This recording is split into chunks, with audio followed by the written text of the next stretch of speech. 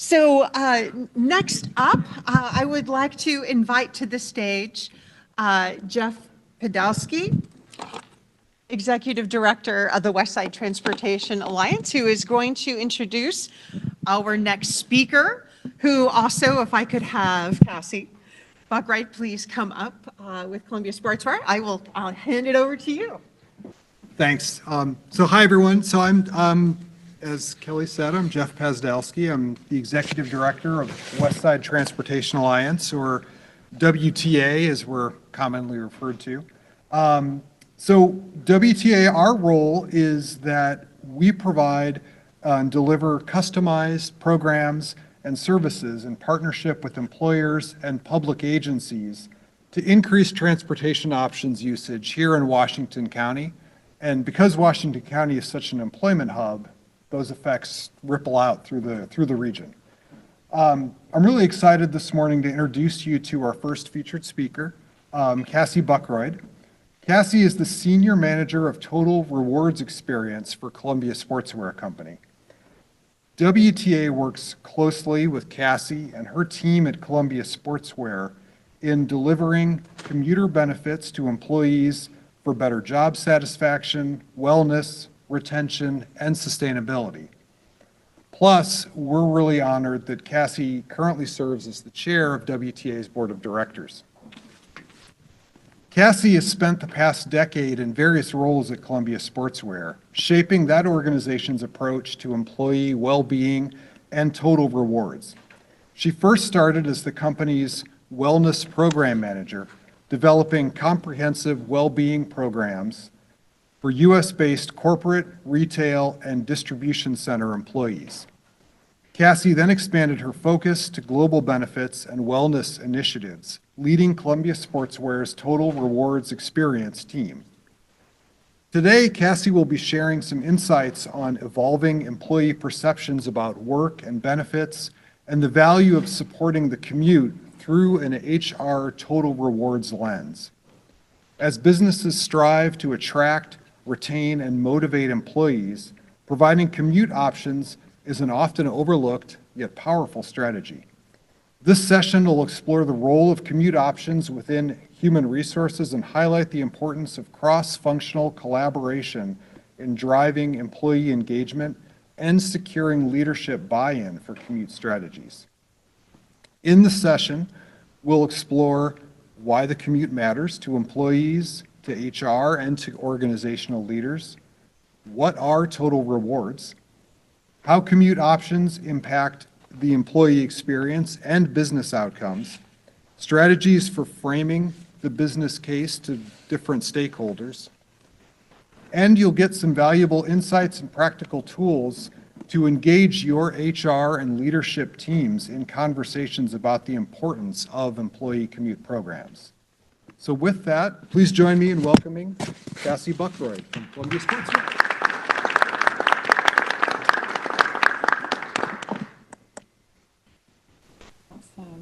Okay. All right. Hi, everybody. As Jeff said, I'm Cassie, and I am here to talk with you about employee perceptions and workplace benefits, specifically total rewards. It was great. I thought Clint did a good job of teeing up my talk today, talking about going back to your organization and having a conversation with a stakeholder about commute options. And so that's really my goal today, is to provide you with some insights and practical tools that will allow you to go back and engage your HR teams or other stakeholders around commute solutions. So I'm hoping this will be a little bit interactive. Total rewards. Who has heard of total rewards? Oh my gosh, this is awesome. Okay, good. Do you feel like you could go out, those like 3 people who raised your hand, do you feel like you could go out and explain total rewards to somebody? Yes? Okay. Well, this is great because I'm going to tell you what total rewards are. I'll admit, I started at Columbia Sportswear 10 years ago, almost 11 years ago, and I had been working for third-party vendors, designing and delivering wellness, well-being program solutions for employers. And so I was working with HR people to do that.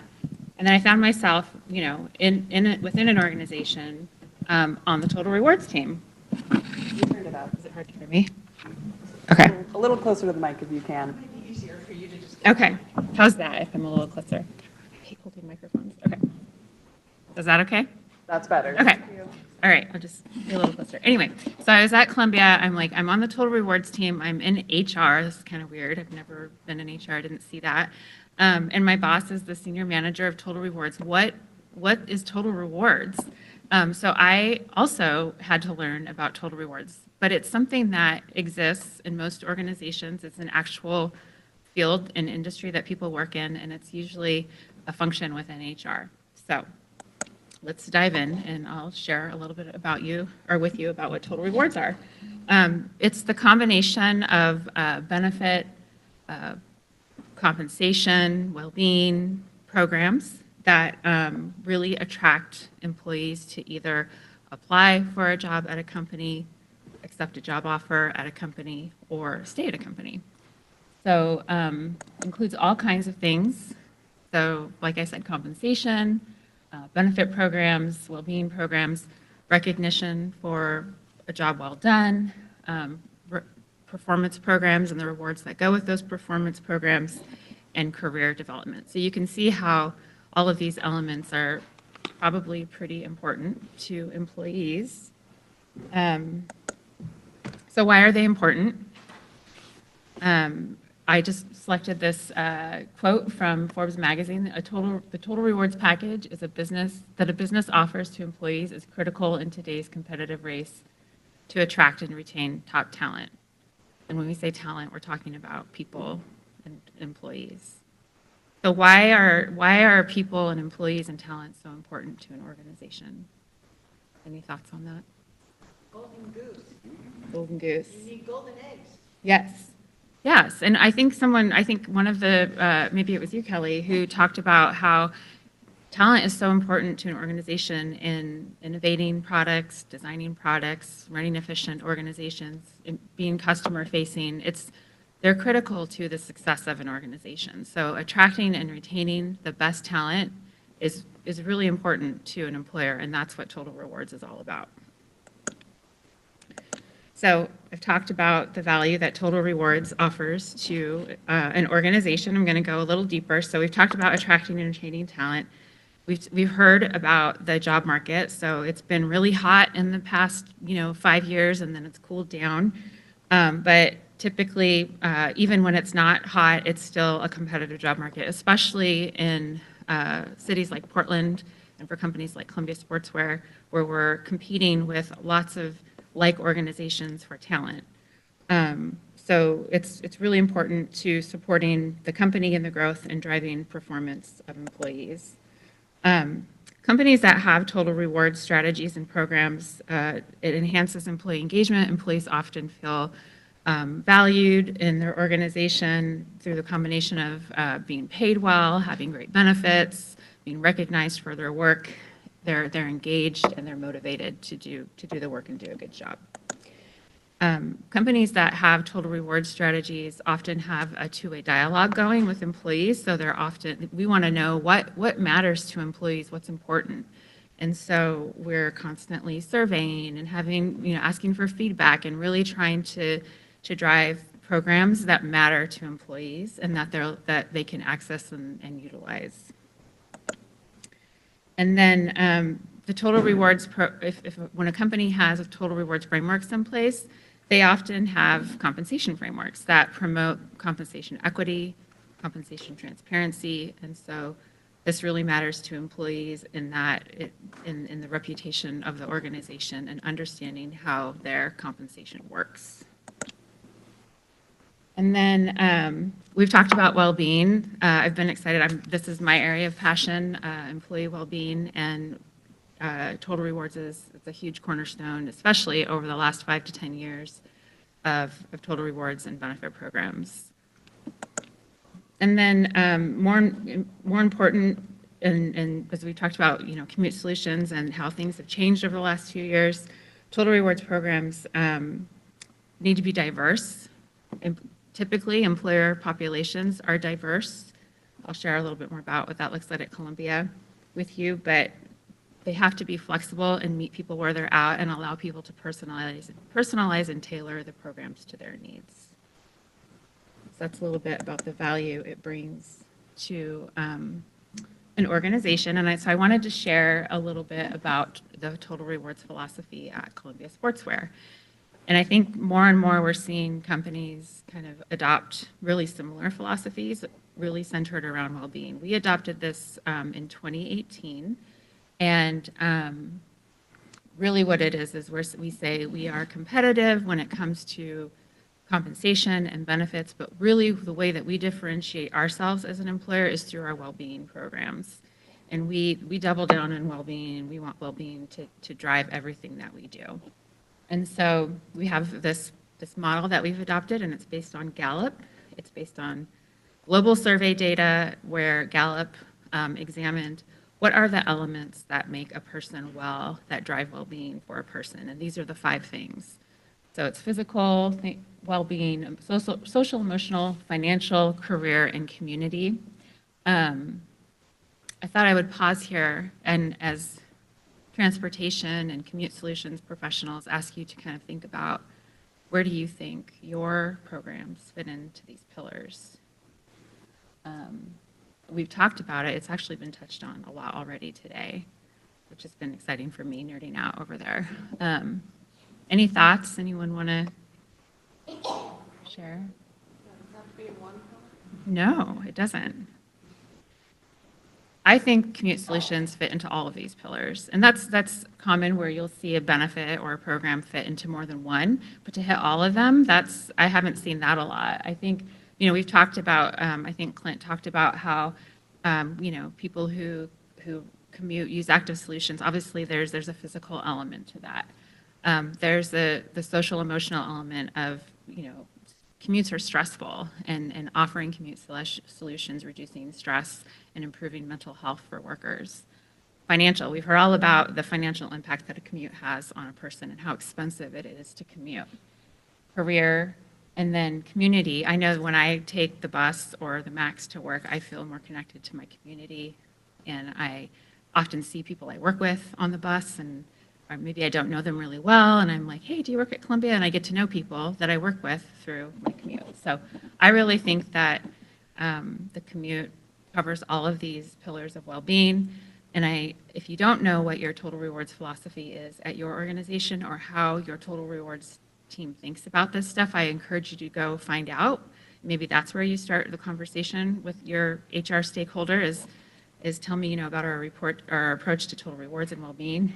And then you can have an easy end to talk about how commute solutions really fit into the philosophy and are so important to add or enhance within total rewards programs. So that's one thing. I thought I would just share another example. It wasn't easy to find examples of total rewards philosophies online, but I did find this other company that I don't know what they do. They're called Cengage Group, but they have a really what I think is a good total rewards framework and philosophy, and it touches on all of those elements of total rewards that I shared earlier. But this is another example of how you could, if this is something that is offered at, or the philosophy that your organization adopts, you could easily fit commute solutions and transportation into the conversation. So really the first step is just really understanding what your company's total rewards philosophy is and what they believe. I guess we'll save questions for end, right? Absolutely. Okay. Speak a little closer. Oh, I'm so sorry. Okay. It's tough. Okay. You were doing so well. Okay. Okay. So switching to what employees value. So like I said, a good total rewards program really tries to have that two-way dialogue with employees and really understand what they value. We've been through quite a transformation 5 years ago, we went into the pandemic. Things have changed a lot. And I think before the pandemic, we started to see this evolution of well-being really starting to matter and employees starting to really examine how work fits into their life. But the pandemic really accelerated that and set that on fire. So, what we're seeing now is employees don't view work as a separate thing from their life is a subset of their life. So they want to be viewed, they expect a lot more from their employers. Maybe in 20 or 30 years ago, work was separate, and so you didn't have this expectation that your employer was meeting all of these needs of not only your professional world, but your personal world. And so as companies think about like different benefit programs and things like that, it's really important that they're thinking about, how they're supporting employees in both their personal and professional life. So I just included some stats here from Gartner that 82% of employees say it's important for their organization to see them as a person, not just as an employee. However, only 45% of employees believe their organizations actually see them that way. So as I said, employees are starting to kind of soul search and really examine what they need and what they're looking for in an employer, and this is where this human deal framework comes into play. So employees, it's all about how they feel, and again, expecting their employer to fill a need that extends into their personal life and their professional life.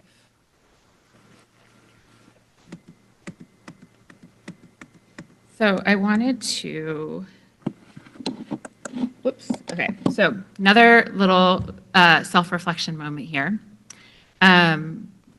So now that I've kind of talked about what employees value, what total rewards are, how do you think the commute fits into all of this? Or how do you think commute solutions fit into all of this? Can you think of, if you were to go back and have these conversations, what are the specific talking points that you would go back to your stakeholders with?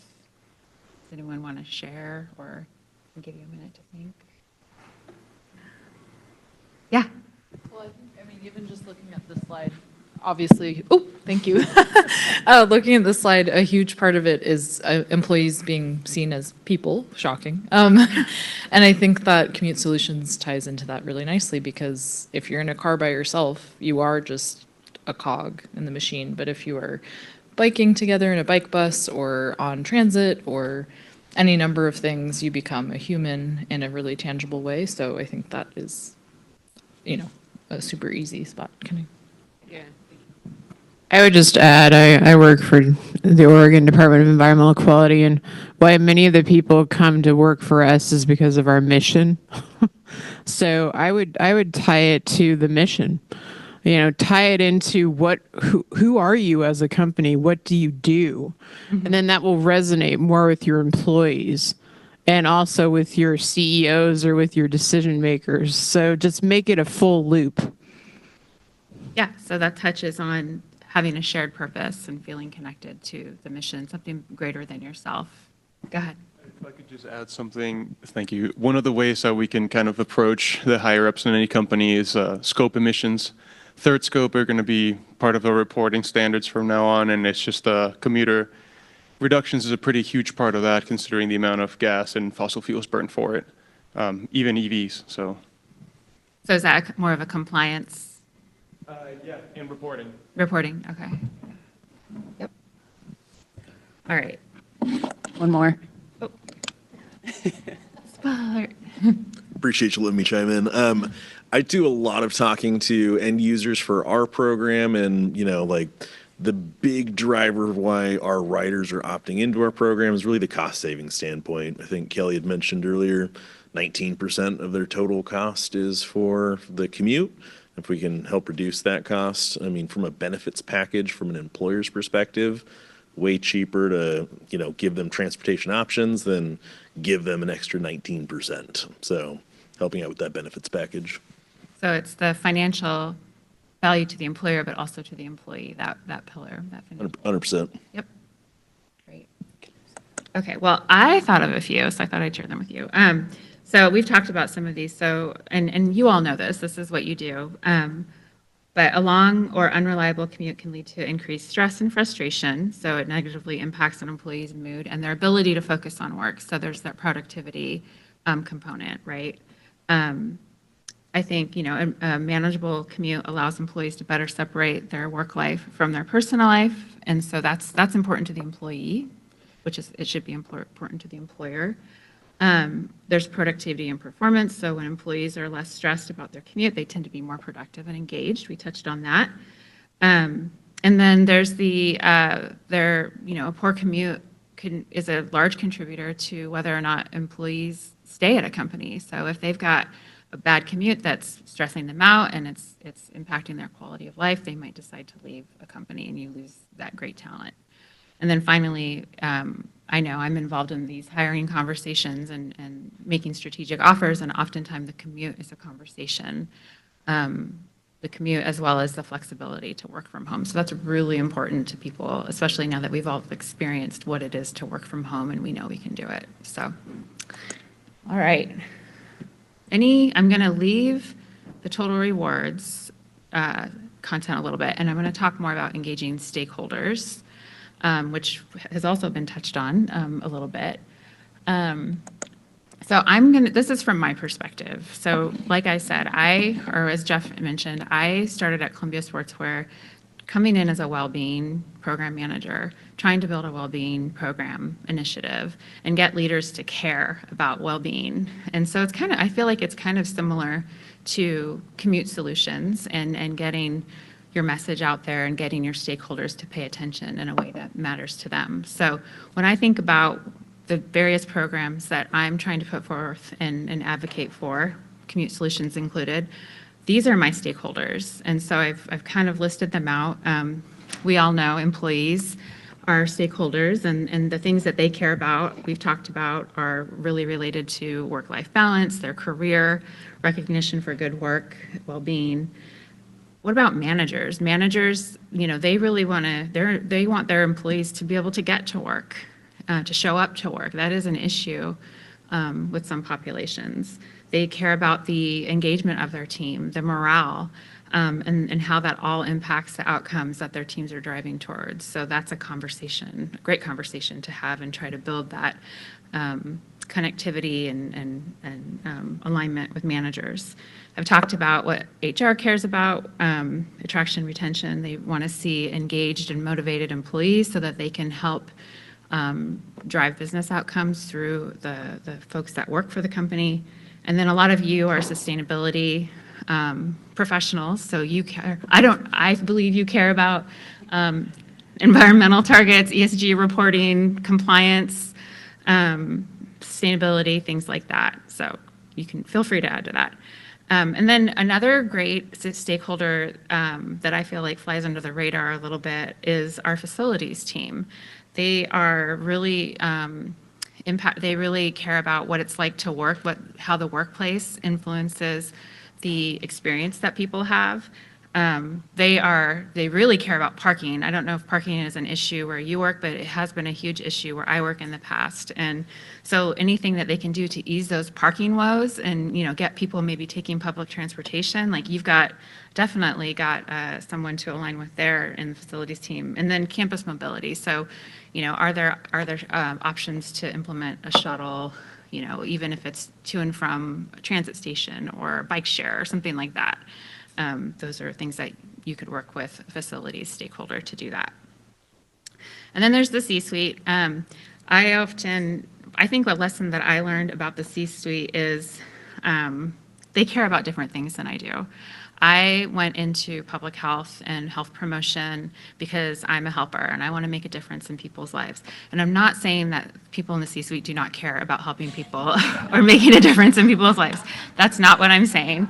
But I have found that if you go into the C-suite and you try to come at them with the message of, well, you're going to be helping employees and you're going to improve their lives, that's great, but they want to know how this is going to impact. What's the return on their investment? How's this going to impact the business? Are there compliance concerns? That's a good one. What are our competitors doing with talent and commute solutions? What are they offering to their employees? Things like that. So that's just a little piece of advice, and I'll go into the business case aspect next. But that's been a big lesson for me that I thought I would share.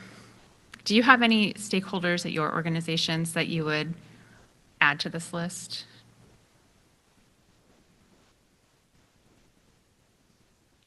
Cassie, what about neighbors? I think a lot of organizations, right, you have really big footprints. Yeah. And I'm talking about the communities that are around them in that interface, because of course, everyone's commuting in and coming into campus, and well, there's a lot of traffic demand and even parking overspill. Yes, I agree. And then neighbors, community neighbors, but also business neighbors, right? So like there might be alignment. I know like we have a distribution center way out on Marine Drive, and it's really hard for public transportation is challenging out there for employees. And so working with other businesses in the area to talk about what we can do around transportation and maybe going to TriMet, together to try to improve that situation. I think other businesses are also a stakeholder. Thank you. Your external perception, how you're perceived by the community, is a stakeholder in itself. Yes. E-corporations, so commute all of these things into kind of becoming a corporation. And that can be a way to get your C-suite engaged Yes. and to adopting these principles. Right. So there's the public perception. I'm just repeating what you said for folks that maybe can't hear. But yes, definitely. And then if becoming something like a B certified corporation is is important, it fits into that for sure. Awesome. Yes. I would say the entire public sector in terms of the right-of-way owner, it has what your corporation is doing is very in-house. Both on the mission, basically, not just the transit, but also the Would that be like municipalities? Yeah. Yeah, definitely. All right. Well, great.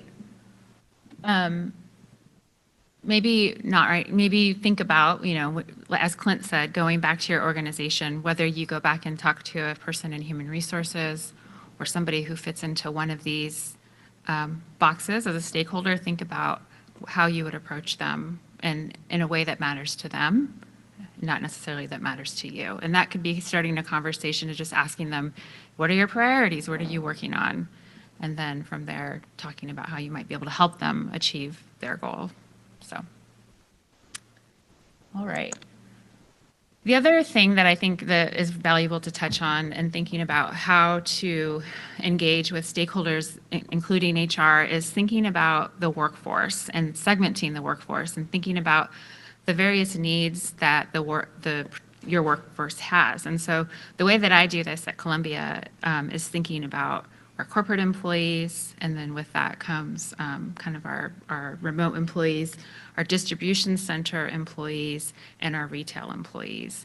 And so I just quickly created kind of like personas or values here. And so when I was doing this, it kind of got me thinking about commute options and how, it would be your message and the need is really different for corporate employees versus a distribution center employee or a retail employee. So corporate employees are hybrid employees at Columbia. They come into the office 3 days a week.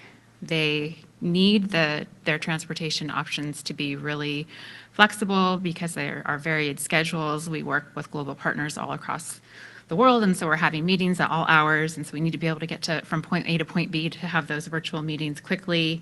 And then their communication preferences are via email. Remote employees are really similar, they just work from home.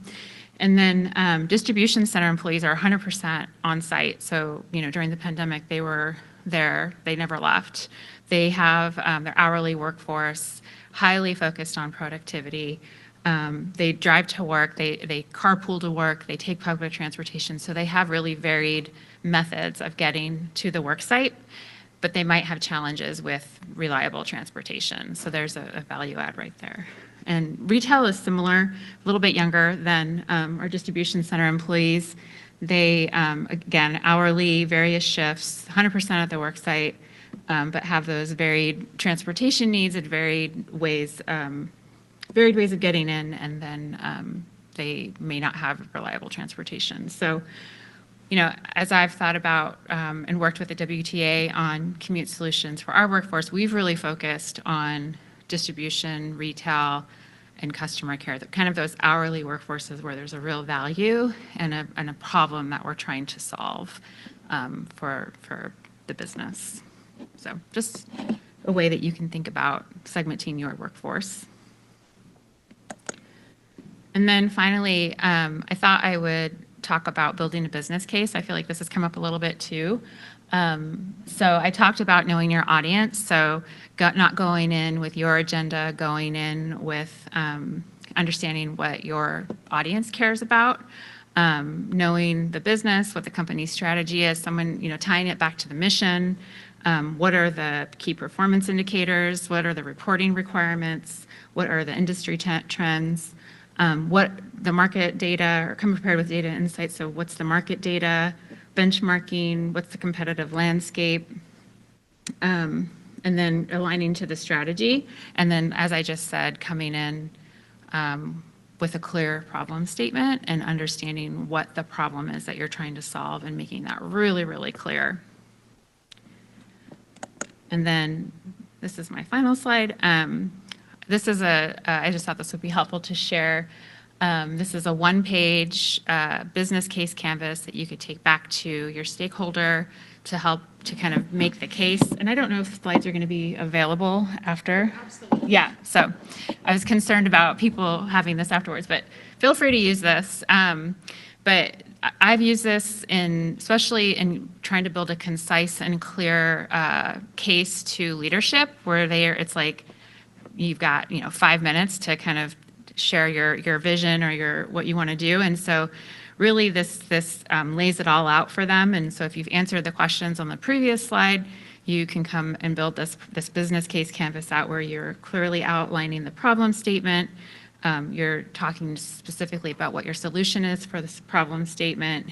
You've got the scope. You're talking about what resources are needed to implement. That's really important. And sustain a program. What are the benefits to the program? What are the risks? What could go wrong? What's the risk if we don't do this?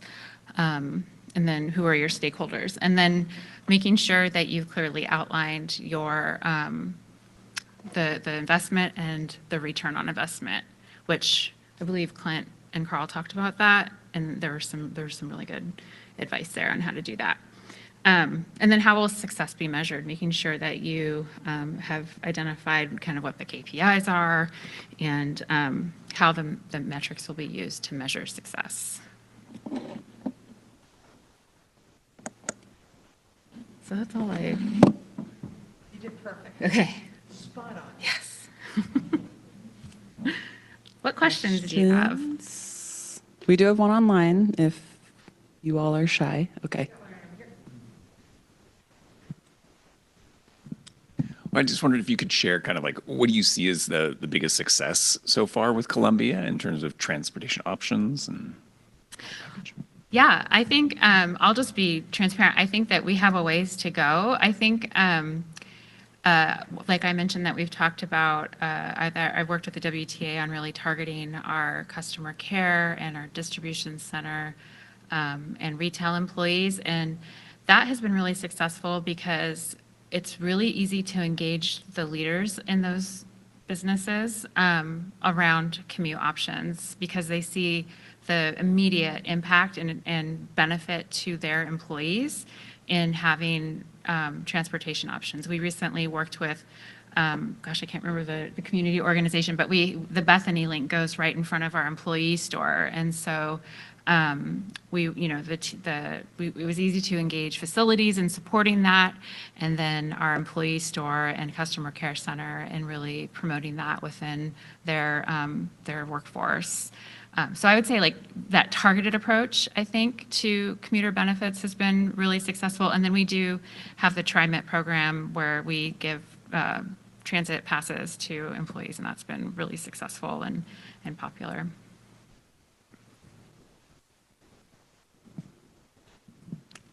I just wanted to piggyback off of that one. I really love the slide about the 5 pillars of well-being that you hit on with the physical, social, financial. And I was just curious how you go about communicating that and how the commutes programs that you offer link those together to your hourly employees, which might be harder to reach with direct communication. So specifically to hourly employees, So, there are a couple of times of year where we have the opportunity to talk about benefits and really focus on this. And that's like open enrollment, or when there's a new employee and they're going through orientation. And the other times, it's really about making sure the managers are aware of the programs and understand how they tie into this total rewards philosophy, and that they can talk to their employees about this. And so, employees that are hourly in our workforce do not sit in front of a computer. They don't have email. There might be posters, so we might put up, posters, or we have TV screens with slides on them. But really, it's all about engaging managers and making sure that they have what they need to talk about the benefits and to frame it up with this total rewards philosophy and kind of the benefit programs. I think anytime I'm implementing something new, or even on a kind of as a maintenance to programs, I'll go over to our distribution centers or to retail, and I'll talk to the managers about all of this and answer questions and really get them engaged and get their feedback. So I think managers are really key.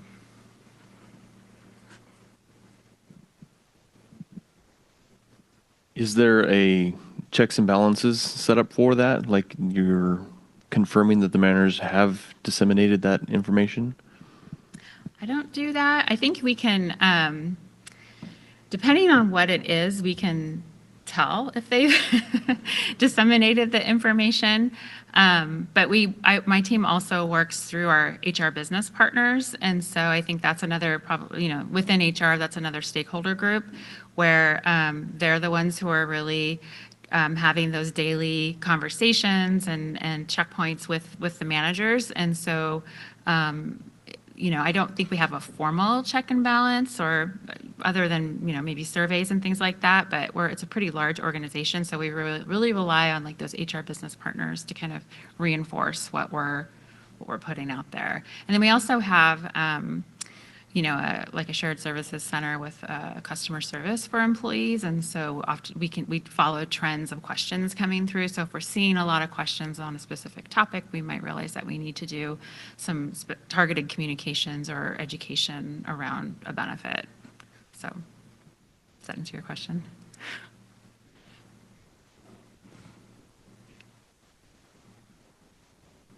A question online.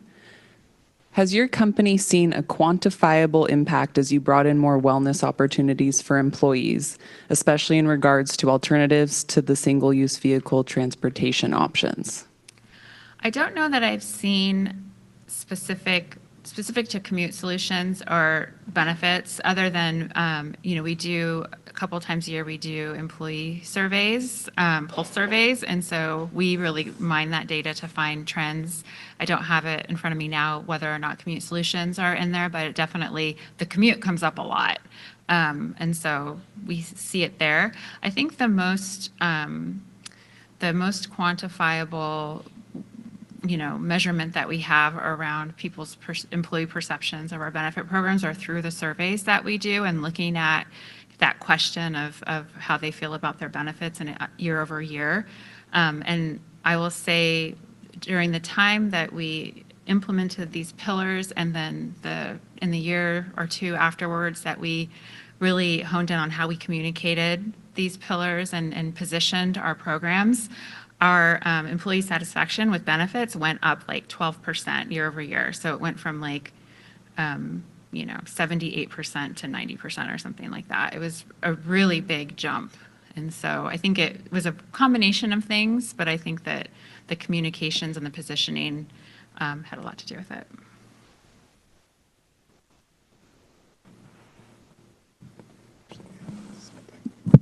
Yes, please do. I can chime in a little bit and kind of talk about a specific activity that we did with Columbia Sportswear. This was a few years back, but it was with the customer care team, where at that point the facility was located about a mile from the nearest light rail station. And so we stood up in partnership with Columbia Sportswear, we being Westside Transportation Alliance and Columbia Sportswear, worked together to set up a about the lowest tech bike share that you could possibly conceive of. But the idea was we wanted to get more employees riding transit instead of driving. And so we stood up this bike share program, and it ran for 3 summers as kind of a seasonal like pilot that we were continuing to modify. And through that program, we found that those employees, there was a significant increase in employees that were using transit. And then because we also did some focus groups with employees there and some surveying, and there was also effects on just employee morale. And we found that employees were using the bikes for like biking meetings instead of like sitting around a conference table. They would grab bikes and to go out and ride. And it was kind of these secondary effects that I don't think we were anticipating. And one of the things that I think really struck us was employees that never rode the bikes said that they noticed a difference in the attitude and like the culture of the office after the bikes were introduced. And that was coming from people that worked there but never even rode the bikes. And so we were like, wow, that's, it was something that I think caught our attention. So that was just one example of some impacts that we saw. Yeah, I think that's often true with a lot of well-being type programs and benefits there have been a number of things that we've offered at Columbia where people, just the idea that it's there and that people can use it improves well-being and how employees feel about the workplace, even if they never use the benefit. So that's another thing to kind of maybe think about measuring.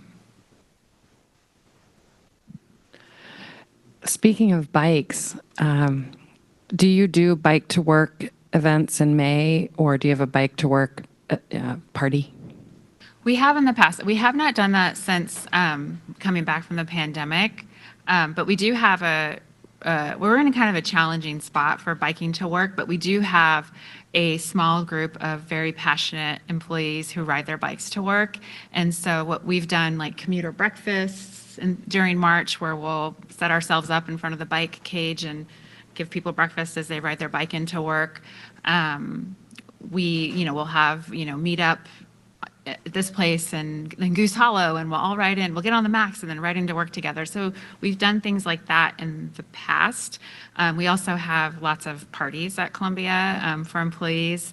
And so we've had the WTA come and table at those events and talk to employees about options for transportation, including biking. So there are things that happen. I think that since we came back from the pandemic, we haven't had like the May focus as much as we used to, but something to do.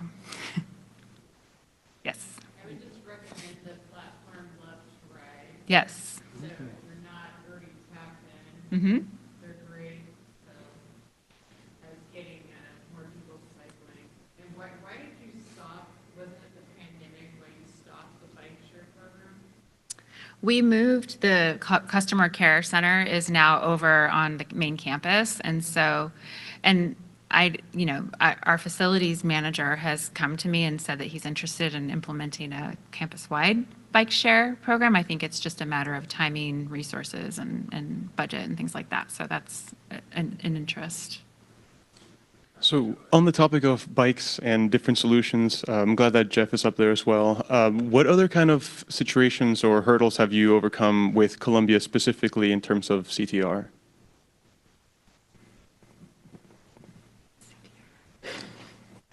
Commute trip reduction.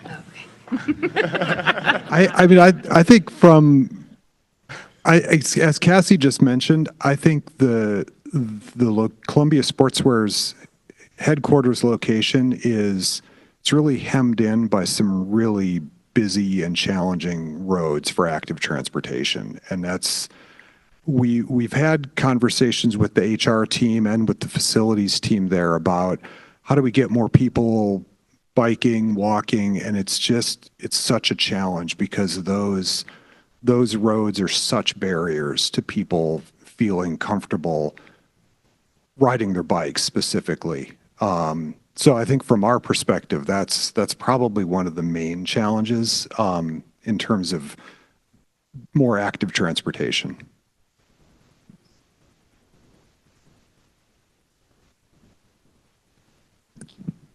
I work in Lloyd, and we have a couple of big employees that provide free parking benefits for employers that provide free parking benefits for their employees. And it seems like such a, big benefit, but I'm curious about, perhaps any advice on approaches to shifting that perception from free parking being offered as a benefit to, seeing it in a more in a more realistic light for what it does to the neighborhood and for what it does to the culture of the workplace. And I think we have approached these organizations in the past to kind of help them shift to potentially transit passes and offering transit passes to their employees. But when free parking is already, the first main option, it's very challenging. So I'm just curious about your thoughts on that. Well, from my perspective at Columbia, I mean, we used to have major parking issues because we had a smaller footprint on Science Park Drive where we're located, and it was pretty contentious. So it was really easy, or it was an easy marketing point to be able to promote the bus pass and our transit programs to kind of ease that. And then also, we also used like the community aspect of like, meet your coworkers on the bus and get to know people and try to do it from that direction. But yeah, I don't know that we have thought of it in that way in terms of now we have ample parking and so everyone drives to work. It's more, like I said, thinking about, we've really focused in on those segments of our population that have maybe challenges with getting to work or might be more engaged in public transportation just due to their demographics and their generational things. So that's our customer care, retail stores, and the distribution centers. So I don't know that I have a good answer for that. I don't know if you have clients or members of WTA that have. Actually, I think Columbia Sportswear is kind of unique amongst the businesses that we work with because here in Washington County, there's generally not a shortage of free parking. And so Columbia Sportswear was, I think, the most parking impacted of the employers that we worked with. And so often a challenge that we have with most any employer out here in this area is that there are giant parking lots and they're free. And so how do you motivate people to change that behavior? So it's an ongoing issue for us, for sure. Yeah. We have time for one more question. Here. You brought up the challenges that you have to motivate people and to create the behavior shift. What kind of incentives have you provided your employees to make that behavior shift? We haven't really, other than offering passes and things like that, benefits, and doing challenges like in May, a few years ago, or things like that. Can't think of any incentives that we have in place for that. It's really more around just communicating and marketing and getting people to shift through seeing the value is what I would say.